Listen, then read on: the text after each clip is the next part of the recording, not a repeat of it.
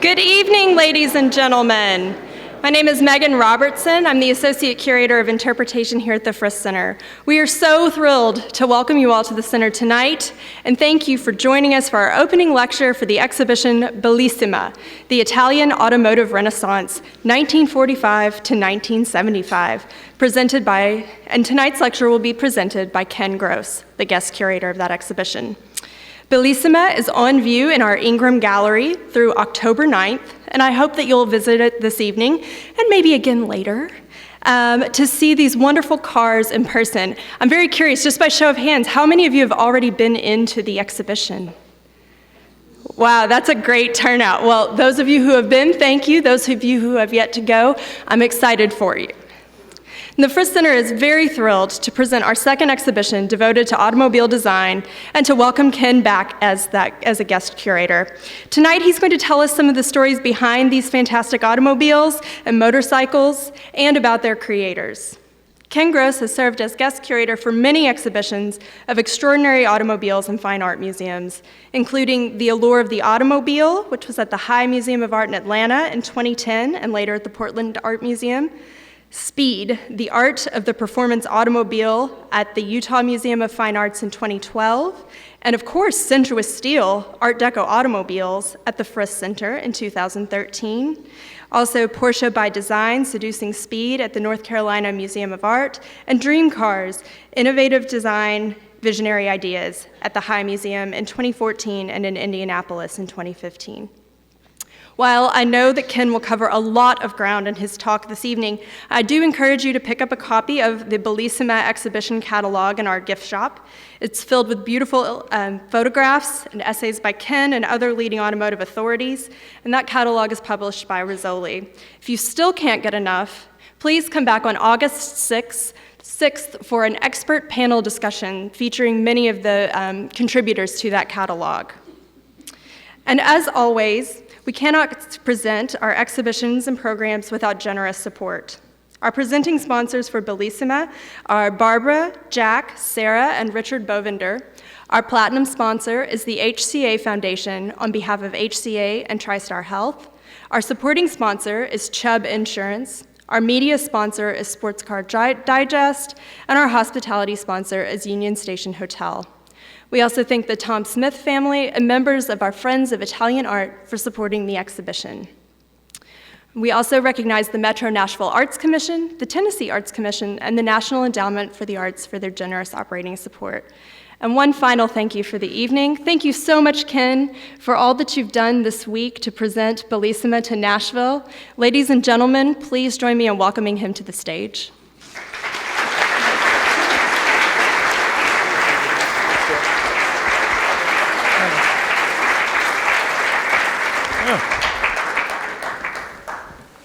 Well, good evening, and thanks so much for coming. I've seen quite a bit of this museum this week. We have had enthusiastic docents, we've had members, we've had a lot of people trooping through the galleries, and it's always very rewarding because everyone seems to be enjoying themselves. Bellissima, the Italian Automotive Renaissance. This is an exhibition that celebrates Italian design, Italian style, Italian engineering, Italian ingenuity. And it's important to remember that in 1945, after a terrible war, where the Italians picked the wrong leader on the wrong side, the country was in absolute ruins. Factories, cathedrals, everything was rubble. And it took that indomitable spirit, the creative spirit that dates back to Michelangelo, for example, to renew Italian creativity. Our interest is in the automobile side of things, and actually I think that's a little further than we wanted to go.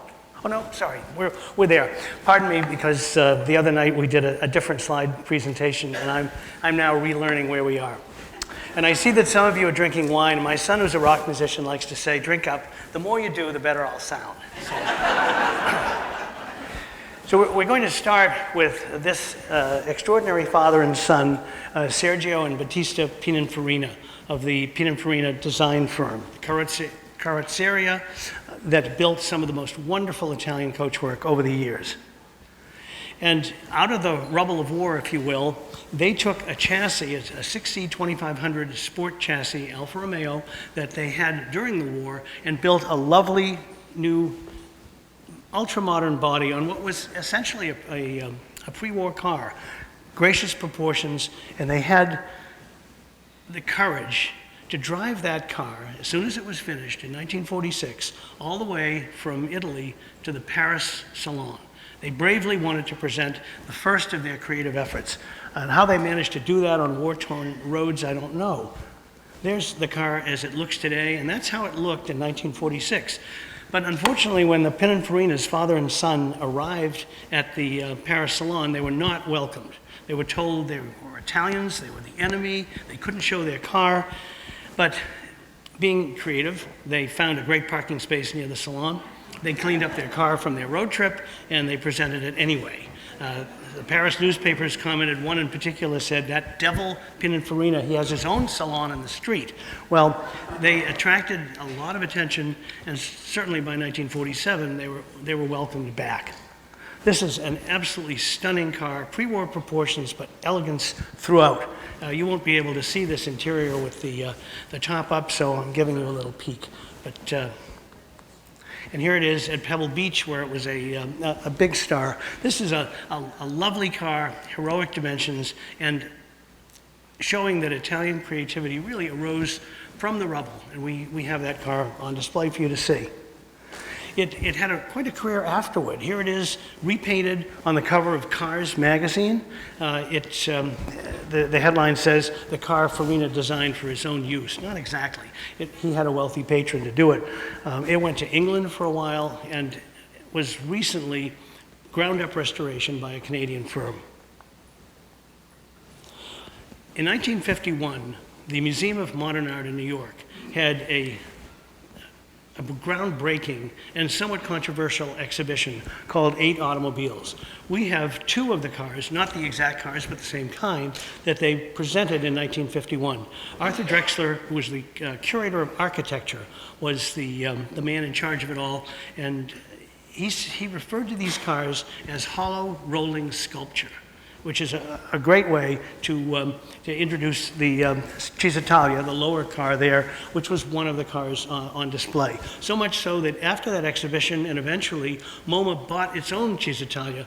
The one we have is from Miles Collier in Naples, Florida, and here it is. It was a groundbreaking design because slab sides, hood lower than the fenders, a modern shape for this early time. And popular enough, they built 170 of them, all by hand, so that 3 different coach builders, Farina, Pininfarina, and Zagato, all teamed up with one set of body bucks that went from shop to shop in order to build the 170 examples.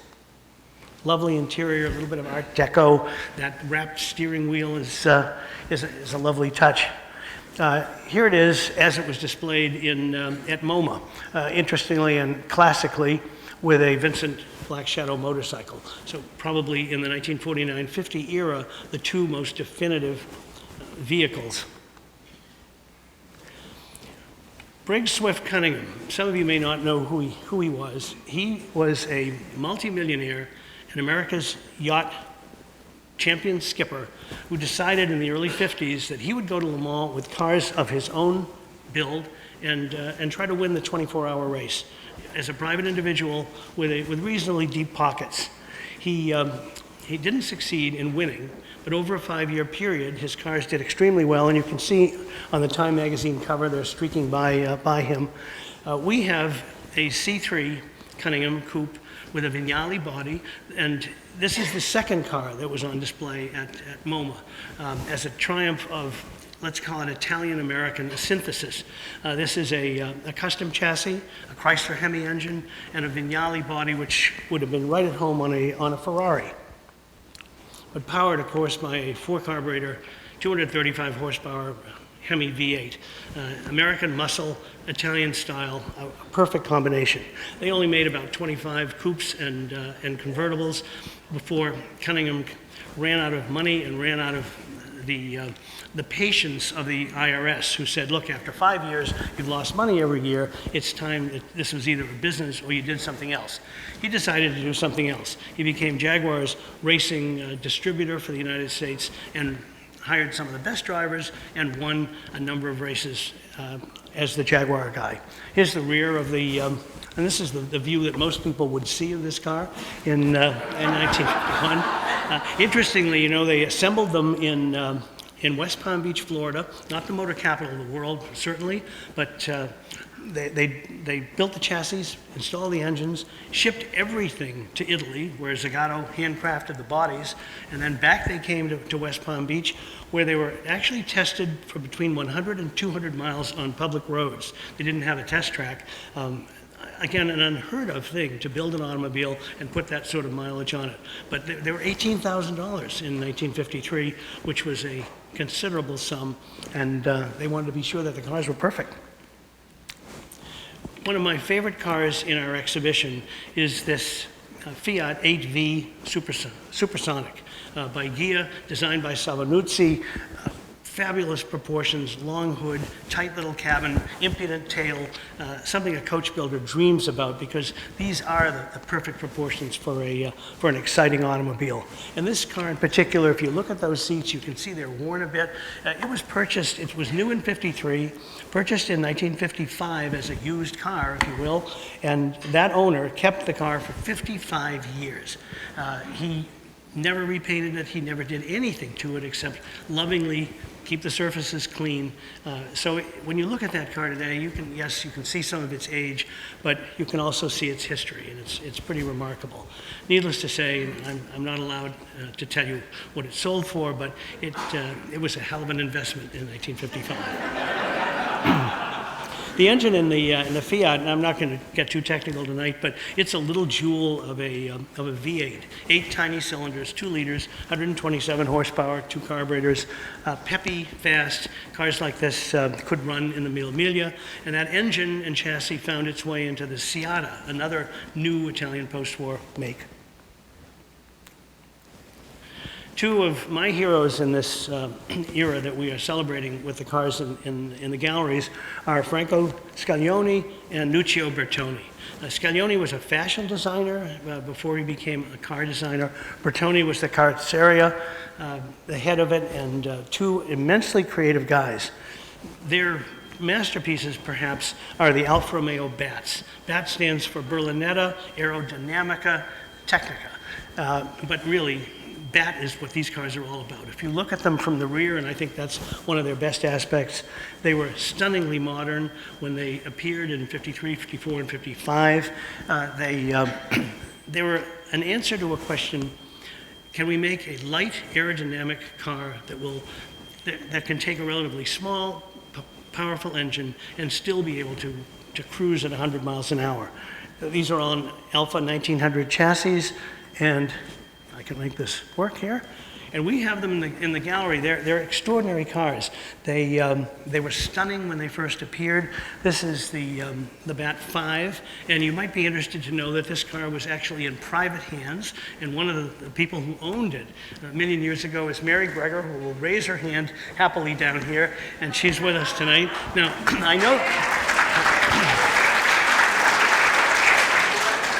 I know she wishes she'd kept the BAT, but it's still always a little bit hers, and she's wearing glasses that have a BAT motif. So, Mary, thanks for taking good care of it.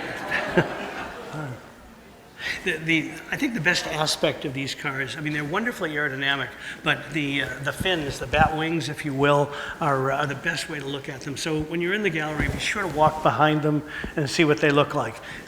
I had the pleasure of driving all 3 of them off the truck into the building, and they're a very exciting moment, I have to tell you. This is the second in the series, the BAT 7, even crazier. Suicide doors, right-hand steering. The fins seem to start at the doors and just rocket skyward. This is a view, unfortunately, you won't see here in our galleries, but it gives you an idea when you look at it. There's not a straight line, really, on these cars. They're wonderfully curvaceous in a way that I think only the Italians could have managed. Small 2-liter Alfa Romeo engine, but plenty of speed in a lightweight aerodynamic car. This was the third car in the series, the Bat 9, and those of you who know Alfa Romeo will see that maybe they were just starting to get into thinking we could make a production car here. That's a more conventional grille. The car itself is perhaps a little more subdued, the wings a little lower, still stunningly attractive. Even the rear fins aren't bowed quite as much, but they never built these cars for production. They did build the Alfa Sprint Speciale, which if you look at a Sprint Speciale alongside particularly the Bat 9, you'll see elements of the Bat cars. So another huge name in this early panoply of Italian all-stars of automobiles would have to be Enzo Ferrari, who started his company essentially in 1947. And if we can make this work. And you could argue, because Ferrari built a lot of fabulous cars, which one was the best. This is my vote, and we have it here. It's a 1962 250 GTO, a GTO for Gran Turismo Omologato, a car that was homologated and approved by the FIA, the French licensing body, who said, build 50 of these and you can race them. Ferrari built 39 of them and argued that he should still be able to race them. The FIA, you got the French and the Italians going at it again, said, no, you can't unless you build them all. He said, well, I won't play. And the thought of a racing series in Europe without Ferrari made the French change their minds, as they had done with Pininfarina, and sure enough, the GTOs were able to race. This car is the real deal. Not only is it lightweight, lithe, super attractive, but cars like these GTOs frequently won races. They attracted the best drivers of their era. You couldn't just front up at the Ferrari factory and buy one. You had to be somebody who was an acknowledged good driver. The car that we have, there it is in the foreground, competed at Le Mans, at Sebring. Very, very exciting. Here it is again. Now, I had a question from a docent today that I had to answer about GTOs, and I thought it would be fun to tell you. You all know about the Pontiac GTO, and people say, well, what's the connection? Is there one? Well, Jim Waggers and John DeLorean, who were the PR guy and the General Motors general manager who developed the Pontiac GTO, were looking for a name that evoked excitement among enthusiasts. It certainly would have if they were trying to sell a Pontiac in Europe, but Americans didn't know much about it. So they took a totally different approach.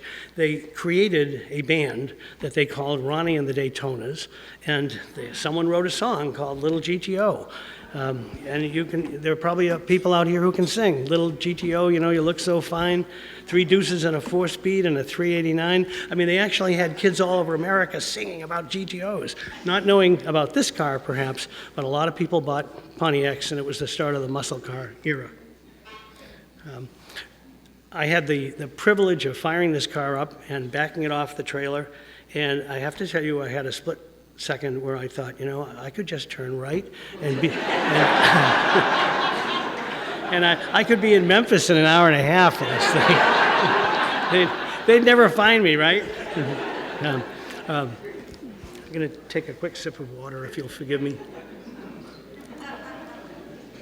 We're supposed to have a flask of Chianti up here to go with this presentation, but I don't see it, so. This is a Lancia, a make that's not familiar to a lot of people, but Lancia was an engineering triumph from well before World War I. This car has a V6 engine that long before American manufacturers were able to develop V6s. It's a beautiful lightweight body by Pininfarina, the same people who had the Alfa Romeo at the Paris show. If you look at this car closely, and I hope you will, you'll see jet plane influences from the grille opening to the sides of the car like an aircraft fuselage, even to the little taillights. They only built 3 of these Spiders, and they built 3 coupes, possibly 4. The rarity of most of the cars in this exhibition, this exemplifies that type of thing. Lovely, lovely car. The kind of cockpit you just want to jump in and, with somebody cute perhaps, and go for a ride. This is another version of that same Spider, and if you can look closely, I probably have a pointer on here that I may even be able to make work. Yeah, there it is. We don't know if it was owned by a tall gentleman or just somebody who didn't like the wind in his face, but they actually built this windshield with that rounded kink so that he or she could drive their car smoothly, and it doesn't detract from the lovely lines of this car at all. This is 1955 in Torino, where the Ghia Gilda is on display, a car that was developed by Savanuzzi at Ghia, influenced by Virgil Exner, who was the head of Chrysler Styling. And, we're talking about jet aircraft and rocketry because they were really the most modern machinery, if you will, in this era. And that's where the automobile designers looked for much of their influence. We have well, I'll back up a little bit. That's Savanuzzi, whose daughter came when we had this car on display in Atlanta, and thanked me, and I really said, well, thank you, because your dad was the person who was behind this beautiful machine. Here it is, and again, if you look at it, every aspect of this car just says jet aircraft. And the little fins were tested by Savanuzzi in a wind tunnel to ensure that Chrysler could say, look, there is some advantage to these. There's stability at high speeds. This particular car was built originally to have a small four-cylinder engine as a show car, only a show car. There's only one of them, but it never had that engine installed, and the owner, who is a wonderful Mercedes-Benz restorer, he installed a small period air research turbine engine. So it's a little bit like a jet. And when you see this car and hear it, I did at Pebble Beach a few years ago, it whistles by like as though it's a G6, but without the wings. And here it is doing just that. Winston Goodfellow, who will be speaking here on August 6th, took this photograph. And it's very evocative, and it just shows you this is a pretty neat automobile. The interior baffled me the first time I had to get in it, and we had to put it in a museum because there's no brake pedal. It's controlled almost like an airplane would be, well, except airplanes do have brakes. So there was that moment of panic where you think, oh boy, I hope they know what they're doing. Pushing. I love the rear of this, and that the center exhaust pipe, again, very evocative of jet aircraft. The fins are lovely. This is a car that, when you look at, you really need to walk around it a few times because it will speak to you. There's the turbine engine, by the way, looking as though the factory intended to have it there all along. This is Felice Mario Buono, and he's leaning on a Plymouth. And why is he leaning on a Plymouth? Well, he was one of a number of Italian designers who saw the potential in somehow getting orders from firms in the United States. In Buono's case, he was building cars for Ferrari, but Pininfarina really had that business. Vignali had a little of it. That's a Buono Ferrari in the foreground. So he thought a little bit bigger. He managed through a contact at Ford Motor Company to get a 1955 Lincoln chassis, and quickly built a car that he thought, and the Buono firm thought, would be everything Americans wanted, big and bold and brassy, so much so that Auto Age magazine had it on the cover. Is this the next Lincoln? That was their prediction. Auto Age soon went out of business after that. They were not so hot on predictions, but the car itself has survived. And we have it here. It's one of one, and it's larger than life with its exhaust pipes through the side, the over and under dual headlights, the panoramic windshields. We call them wraparounds. Were popular in America in the 50s, so naturally Buono had one coming and going on this car. The grille is what we would call a bottom breather, and kind of ahead of its time, where the air intake was under what served for the bumper. My wife loves this car. She's here tonight, and here she is, dressing appropriately at Pebble Beach when we saw it. We watched this car being auctioned. I wanted this car for the exhibition very much because of the liaison between an Italian manufacturer and the opportunity perhaps to have American business. So as soon as the car was sold, we tracked down the new owner, Jim Peterson from Texas, and he very kindly agreed to loan it. Lovely interior. It was never designed really to be a road car at all. So when Jim Cox, another friend of mine, restored it years ago, he had to make a lot of parts just to make it a functional automobile. He did, and it runs. And it's a big, bold statement.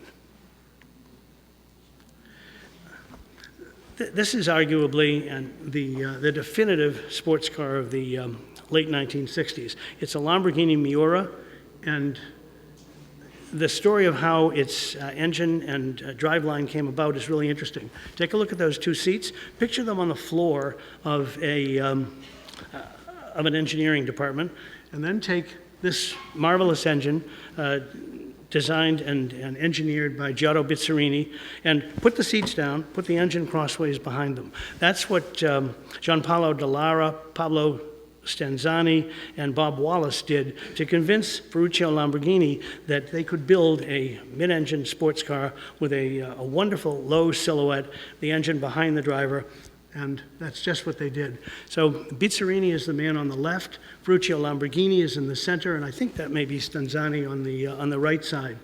They're looking at the first prototype Lamborghini V12. It isn't true that Ferruccio Lamborghini started his own sports car company because he couldn't get an audience with Enzo Ferrari to tell him that he didn't like the way his Ferrari ran. That's not true. Lamborghini had made a lot of money selling tractors, air conditioners, and like many industrialists, he thought building his own automobile would be a good idea. He had terrific engineers, and he made a very smart decision not to go racing, because racing sucks up money faster than you can imagine. Lamborghinis didn't have to prove themselves. The Miura was 170 mile an hour, exciting automobile, and plenty of people bought them. I'm showing you this green car for a reason. This is another Miura. It's not in our exhibition, but a few years ago, I was driving with Valentino Balboni, who was Lamborghini's test driver for decades. I was with a group of Lamborghini owners, and I was driving a Diablo, but Balboni was sitting next to me, and of course, when you have a test driver, an experienced guy like that, you're trying really hard not to screw up. And we were driving from Northern California down to Monterey, and I'm a reasonably good driver, but I was being really careful. But at the same time, I was trying not to drive like a wuss, so he wouldn't look over, and I didn't want to scare him. And he looked sort of cool, and I thought, when I have my confidence going here, I'll say something to him. And I looked out in front, and typically Lamborghinis were this kind of color. They were bronzes, they were electric blues, all sorts of different colors. But there was one red Lamborghini way ahead of us.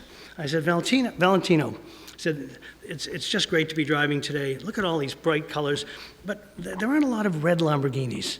He said, we do not like so much the red.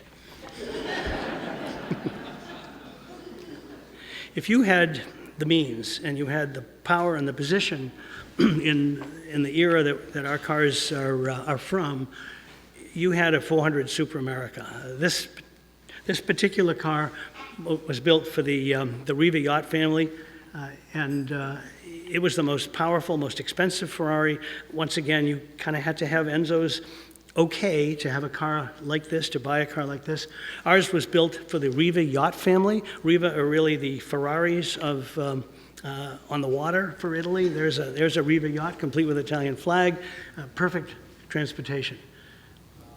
I mentioned Virgil Exner before. He was another one of my heroes from this era. When Chrysler sales were flagging, he was retained by K.T. Keller to liven up things. And of course, the way he did it was to, actually, I'm not sure why he snuck in there, but, oh, I know why. Son of a gun.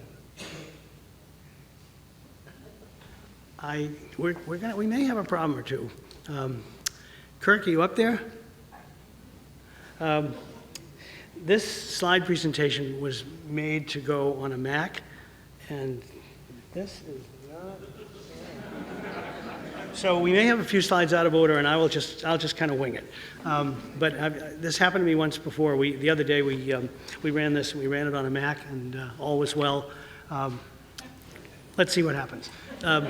Giotto Bizzarini, who was the engineer for the GTO, this was his car. He called it the second generation, really. It has a Chevrolet V8. This is the engine that's in the car we have today, and we have Don and Diane Merluzio to thank for bringing it. But Bizzarini wanted to build an exciting sports car. He did it by having an extremely low chassis. He liked Chevrolet engines because he said, even though he developed the Lamborghini V12, these motors had plenty of power, they were inexpensive, they were easy to repair. And of course, he added his own touch. These are 4 cross-flow Weber carburetors, an artistic manifold that could go on a pedestal like any statue. It made these cars powerful and quick. They ran them at Le Mans. They were pretty wonderful. Our Maserati in this exhibition is an A6G, belongs to David Sidoric in California, an ultra-lightweight aluminum body, a car that you could drive on the street or you could race in the Mille Miglia, exquisite cockpit. And where did this car come from? Well, David chased it to Sicily, where it had been put in storage in a barn that was actually used as a backdrop for The Godfather. And here it is, just after they took a little brick wall that was erected behind it, kind of a Sicilian way to keep car theft to a minimum, and and out popped this car. And as you can see, it's in really rough shape. It benefited from a fabulous restoration, and the way you see it here is the way it looked when it won its class at Pebble Beach. Here it is being loaded in a truck on its way to America. Sidoric, who lives in Beverly Hills, has a fabulous collection of Zagato-bodied cars, and we are the beneficiary of one of his nicest ones. I meant to tell you that the roofline on these double bubble Zagatos is just like this, 2 curves which not only allow a little bit of extra headroom, but just look beautiful. And Zagato is still building this double bubble idea. Here's the latest Aston Martin, and as you can see, there's that curvaceous little roof. And see now the Maserati's engine is out of sync, so I'm afraid our presentation is going to be a bit mixed up, and I apologize. We have motorcycles because you can't talk about Italian engineering and Italian brilliance without having bikes. We have 3. We have an 8-cylinder Moto Guzzi racer. Here it is without its dustbin fairing, so you can see that they managed to cram 8 cylinders, 8 carburetors, 8 exhaust pipes, and a little radiator into a 170-mile-an-hour motorcycle in an era where bikes could a fast race bike was a 140-mile-an-hour bike. So leave it to the Italians. This is, I'm not sure why this racer is smiling, because these bikes were a little skittish at very high speeds, but they won a lot of races. Carlo Chiti was one of Enzo Ferrari's top engineers, and he was one of 8 people, including Giotto Bizzarini, who walked out in 1961. They felt that Ferrari was a bit conservative. They wanted their ideas heard more. They didn't like Laura Ferrari. Mrs. Ferrari was somewhat of a meddler, and they started their own company called ATS. They had 3 wealthy industrialists to make it all happen, because they could never have afforded to build GT cars and race cars at the same time. Perhaps a fatal mistake, because although they built this lovely ATS that we have on display, and this was certainly for a year or so one of the most technically advanced automobiles that you could buy anywhere in the world, with its V8 engine behind the driver, independent suspension, lovely balance, but the industrialists started fighting. It was too expensive to do an F1 car, and ATS, despite the brilliance of its team, didn't last very long. You can see this engine through the canopy. It was an exquisite car, and we're very lucky to have it. This is a Chrysler Turbine, and you're wondering, now what's this doing here, and why a Chrysler? Well, the body was done by Ghia, although it was substantially designed by Elwood Engel, who did the Ford Thunderbird, and Giovanni Savanuzzi. So some of that uprightness is understandable. It has a gas turbine engine, and Chrysler built 55 of these cars in 1963-64. They used 5 of them for development, and the others they loaned to families just like us all over America. I begged my father to try to get on the list. We never did, but a lot of people did, and they were allowed to keep these cars for 3 to 4 weeks, drive them, take their neighbors for rides, to see whether or not a turbine power plant was practical.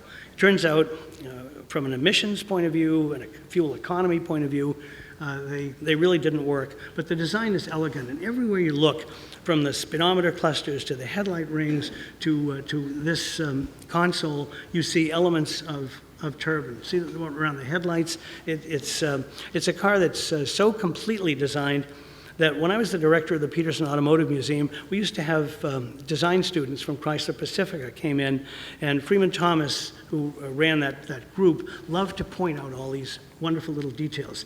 This car would run on almost any fuel, including perfume. They took it all over the world. I'm not making this up. Here it is in Australia. Here's a guy smoking in the back seat. I don't know if I would have done that when they're pouring jet fuel around, but it would really run on almost anything. And they say that when they demonstrated it to the president of Mexico, they poured a couple of quarts of tequila, and it ran on tequila.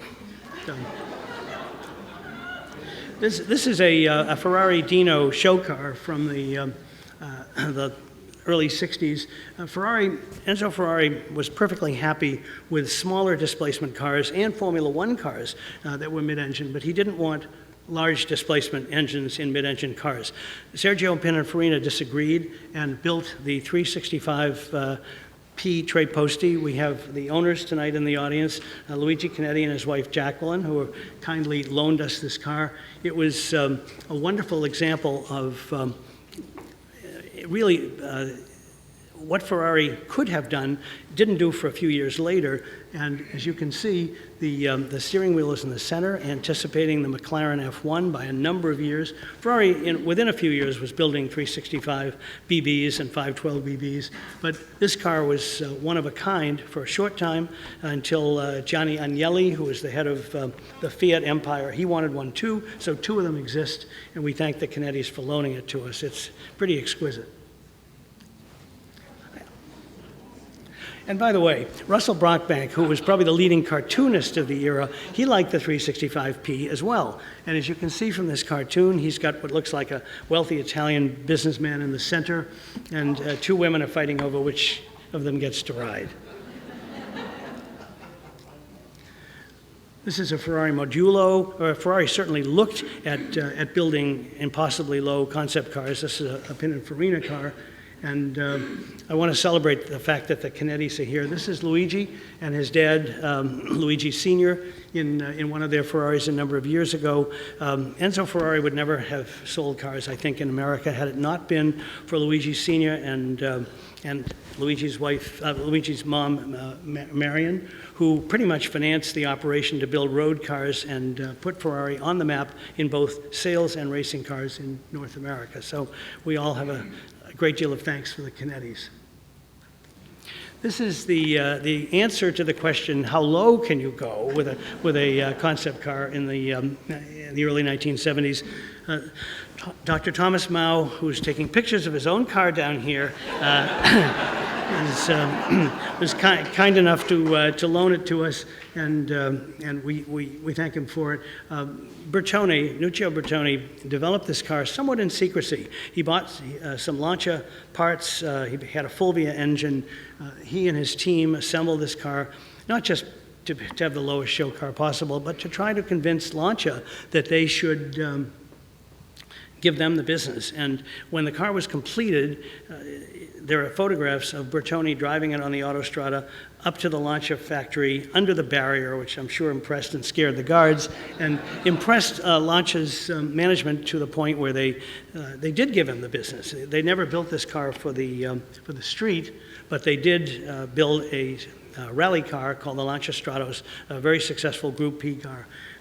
You get in this car, and I've seen Thomas do this, by lifting the front window, climbing on a special rubber step, squeezing in behind the steering wheel. No, don't step on it. Yeah, if he takes you for a ride, he'll tell you how to get in. The steering wheel tilts, and there you are. And here it is with a modern Ferrari to show that as early as 1970, Lancia and Bertoni led the way. And there's Bertoni himself with an Alfa Romeo Carabo, perhaps an unheralded genius in many ways. Did some fabulous cars. Just so that you see this car really is low, I have this slide to show a couple of Italian models, and it was low. I mentioned we had motorcycles in this exhibition. This MV Augusta belongs to my friend Peter Callis, who has a house full of motorcycles. Not a garage full, a house full. He has about 40 bikes, and they are in every room in his house, including his bedroom and the kitchen. They're beautifully displayed. First time I went there, I was astounded. I really wanted my wife to be there to see, yeah, guys have bikes in their houses.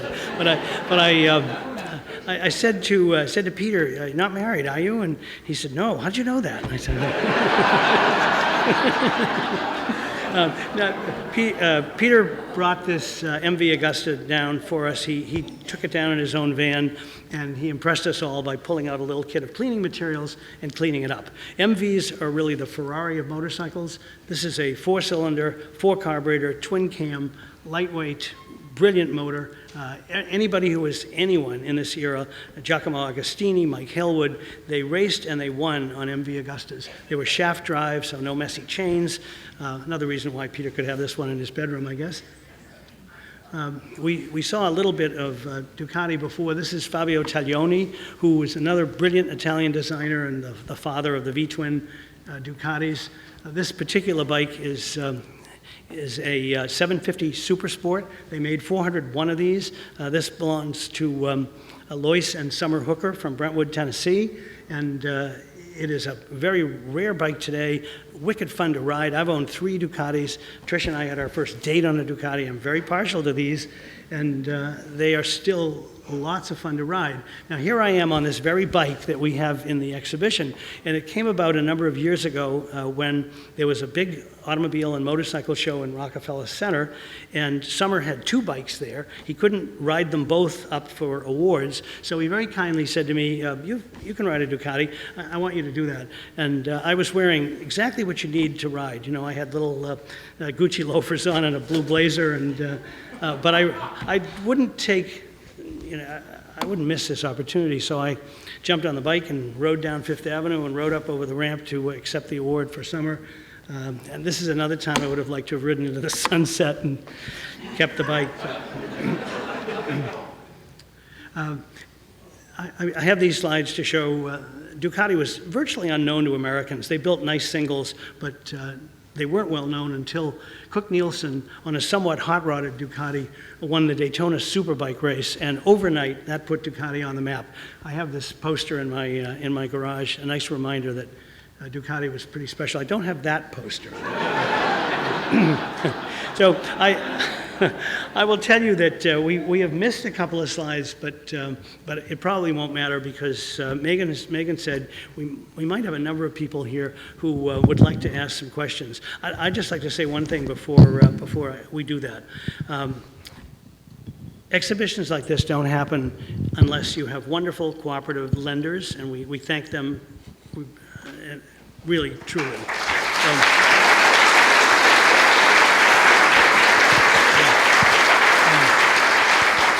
Well, and secondly, the Frist has, from Susan and Mark to the entire staff, just some absolutely great people. As Megan mentioned, I've worked with a number of art museums now and automobile exhibitions, and the Frist crew are really at the top of the list. They were wonderful to work with, very professional, and I really appreciated all their help. What can I tell you? Can I answer any questions?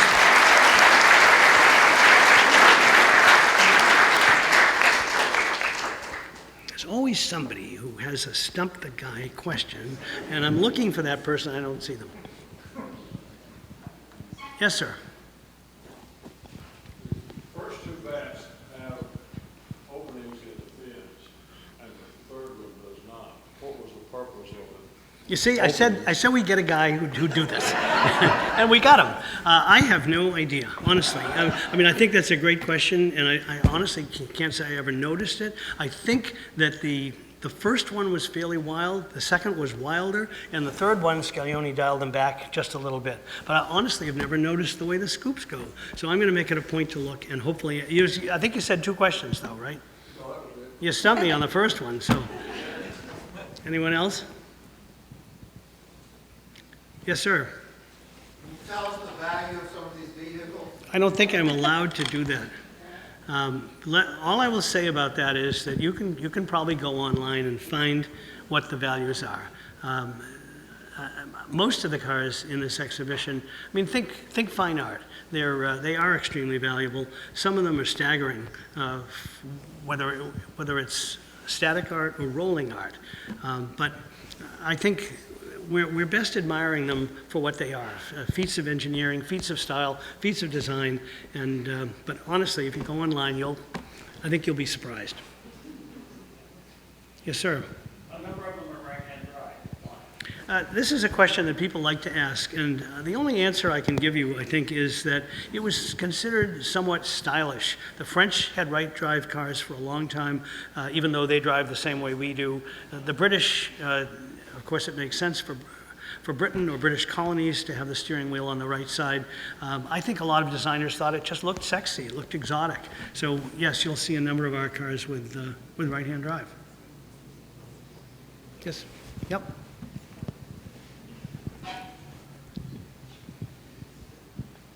I noticed that you mentioned several times, I think you said this about the bats. And I'm sorry, I can't hear you. If you can speak into the mic.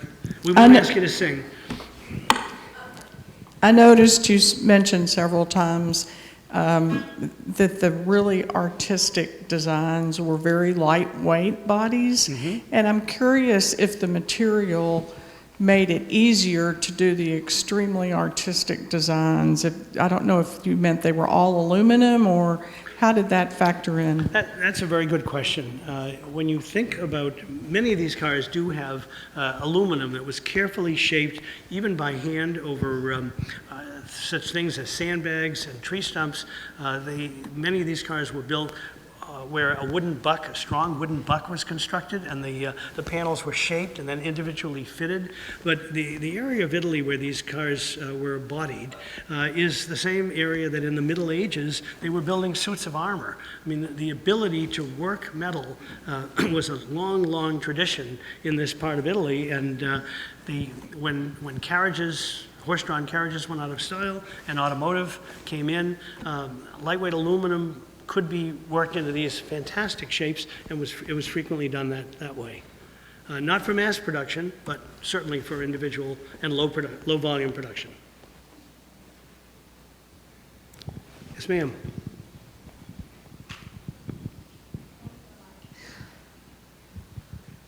Hi. Thanks for the presentation. I really appreciate it. Is there a reason why cars like this aren't being designed today? Another terrific question. These cars, everything we have in our exhibition was designed without anyone worrying about miles per gallon, crash safety, even longevity. I mean, they were designed to be utterly beautiful. And they weren't worried about any of those things. I mean, years later, we now have the safest cars ever, and although I shudder to think of the possibilities, we have cars already that can drive themselves. But back when these were done, this is artistry on 4 wheels or 2 wheels. So no, they didn't have to worry about any of that. You know, a lot of them have relatively skinny tires. Today they've got huge brakes and fat tires, and it contributes to cars that probably drive and handle better than ever before. I mean, there are certain low-priced economy cars that probably could take the measure of some of these early Alfas. I know I should never say that, but having said that, these cars, and we celebrate these cars because of how beautiful they were, how utterly impractical and wonderful they are. Yes, sir. Are they all drivable? I mean, do these all functional cars, or do you push them? I know you drove a couple of them, but... I drove most of them into the, and even though it's just a short drive, most of them run, and they're, I've had the good fortune of owning 2 Ferraris and a Lamborghini, and driving a lot of people's cars who have been crazy enough to trust me to do it. And almost all these cars run, and it's a lot easier with a thin aluminum skin like this to drive a car off one of the special tractor trailers that they use to transport them around the country, and then drive it up to the doors of the museum, then ask the very competent preparators to just try somehow to push them. In many instances, what we did is use this nylon webbing where we had to pull a car into the museum and put it in position. We use straps to pull it. We push on the tires themselves. I mean, part of the ballet of getting these cars in, you walk in, you think, oh, isn't this great? These cars are in the gallery. It took hours and hours and very careful positioning and to put the cars in position and to put them up on those platforms.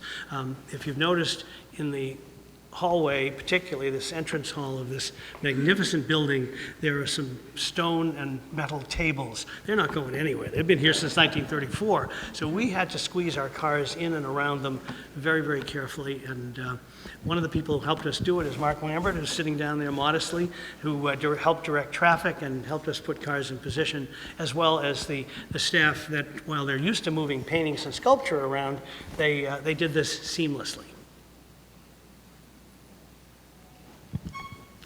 Sir. Are there any cars that you wanted to have in the show that you could not get?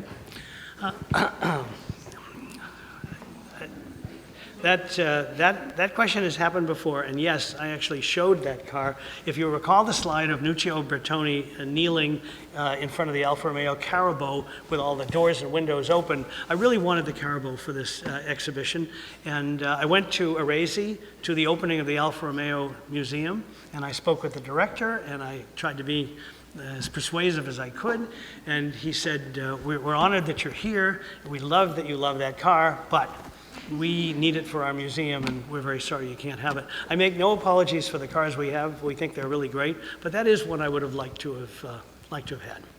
We're going to maybe answer 3 or 4 more questions, and then we'll let you all get out and, if we have them. Do you know much about the production times on some of these automobiles? I can tell you that that to build show cars like this is a very painstaking process. In some cases, almost trial and error, because they had never built the car before, so they were forming it along the way. And the GTO is a good example. That car was probably never really sketched in so many words, but the craftsmen at Scaglietti, the carrozzeria that built it, they made an armature, like a framework of metal tubes, and when the armature shape was right, then they began putting metal on it. How long that took, I don't know. I do know that for the sensuous steel to build an aluminum body, for those of you who remember the lovely Delahaye's we had in the opening presentation, about 2,100 hours to build, for Fagoni and Filaschi to build a body like that. But that was a production body. It probably was a little less time for these show cars. But again, they weren't designed really to be sold. They were designed for show. Anyone else? Yes, ma'am. Do you own one of these cars? I wish that I truly do, but no, they're owned by friends and generous people who make them available. People, collectors I've found with these museum exhibitions, you know, it's not like Pebble Beach or Concours d'Elegance where you see captains of industry competing intensely for some sort of a thing that you put on the mantle and have to dust.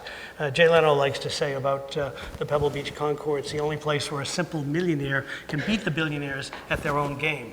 But to be honest, most of our exhibitors are proud to have their cars in a fine art museum. That really represents a breakthrough, and everyone's a winner. They're all in the catalog, they're all equally displayed in a beautiful way, and I'm grateful that they'll allow us to do that.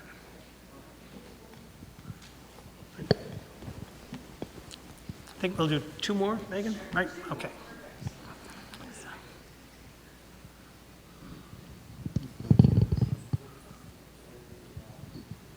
Who does the preparation of the cars for the exhibition? Who does the preparation? For the prepares the cars for the exhibition. We ask, and the owners usually comply, that they send the car with less than a quarter of a tank of gas, and that they're cleaned and detailed and ready to go. The companies we use, like Intercity or Reliable, I mean, Reliable has 360 special trucks that do nothing but move expensive cars around the country, and they take very good care of these cars.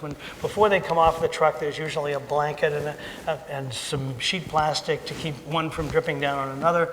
They're pretty clean when they get here, but the preparators, we've done a little bit of cleaning as well. And the interesting thing about putting a car in a fine art museum, the air handling systems, you don't see this too much when you walk through and look at a painting, but somehow on day 2, these cars will have a coat of dust that would give your mother fits. So they do have to be dusted, and we have special dusting equipment to to do it. We want them to look their best for you, and so once they're super clean and on display, they carefully dust them almost daily to make sure that they look right.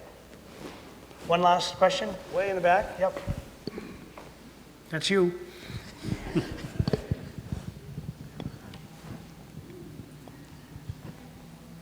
Thanks for the great presentation. I just wanted a little more historical context on the time basically these were made after the war. Basically, I'm trying to understand how or why maybe effort was put into these kinds of cars that very few people can own. Like what was happening in the more, everyday automobile world, so then why was it just a select number that were making these cars for, high-end customers? But I just want a little more like historical context about what was happening in the automotive industry in Italy at that time when these were made. If I understand your question, and this is one of those evenings where I think to myself, maybe I ought to check that hearing aid circular out. But you're asking what was happening in the general world of automobiles at this time? Yeah, and specifically in Italy too, while these were being made. Well, all the manufacturers, particularly of volume cars in Italy, like Fiat, and cars like Alfa Romeo and Lancia, who didn't make as many cars, but certainly were building lovely cars, they were back in business. They were trying to make the next generation and next generation beyond that of exciting passenger cars, exciting sports cars. They looked to the designers and the carrosserias and the car shows for what was going to happen tomorrow, just as they did in the 50s in the United States. In this time period, General Motors had its famous Motoramas. They built wonderful dream cars like the Firebirds in the hopes that you would come and buy a conventional Chevrolet, but you'd be excited to see, wow, General Motors is building a car that looks like a rocket. Maybe that'll happen in a few years. In the meantime, I'll take a look at this Buick. And that is what they were doing. But the inspiration, the excitement, the future is what many of these cars were all about. I hope that answers your question. Good. Well, I can't thank you enough, everyone.